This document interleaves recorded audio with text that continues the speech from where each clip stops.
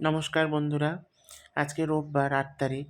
এখন একটু বেরোলাম কয়েকটা কাজ নিয়ে। তার মধ্যে একটা প্রধান কাজ হলো কালকে আর পরশুদিন ৯-১০ আমাদের শিলিগুড়ি বার অ্যাসোসিয়েশনের ভোটের আয়োজন হয়েছে। যদিও এটা ওয়েস্ট বেঙ্গল বার অ্যাসোসিয়েশনের ভোট। তো আমি যেহেতু শিলিগুড়িতে থাকি, তো আমি শিলিগুড়ি বারে গিয়েই ওখানে পোলিং স্টেশনে ভোট দেবো। তো এটার সিরিয়াল নাম্বারটা আমার জানতে হবে। একটা ভাই দিয়েছে, তো আমি কনফার্ম হব। তো ওইজন্য কৌশিকদের বাড়িতে আসলাম।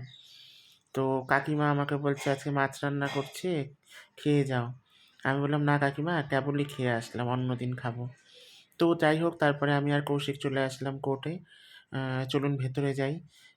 এসেই তো বেশ সুন্দর লাগছে। আজকে একটু ফাঁকা, পুলিশ ফাইল আছে হয়তো, শুধু আর কিছু নেই।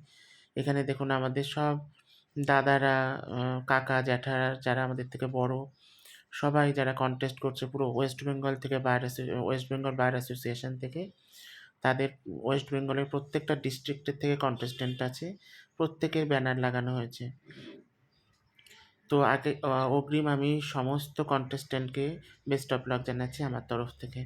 তো চলুন আগে দেখি আমার সিরিয়াল নাম্বারটা। সামনেই অ্যাডভোকেট অরুণ সরকার দাঁড়িয়ে আছে। আমি অরুণ জেঠু বলি। তো ওনার থেকে আমি বললাম, "সিরিয়াল নাম্বারটা কী হবে জেঠু?" উনি একজনকে নাম্বার দিলেন।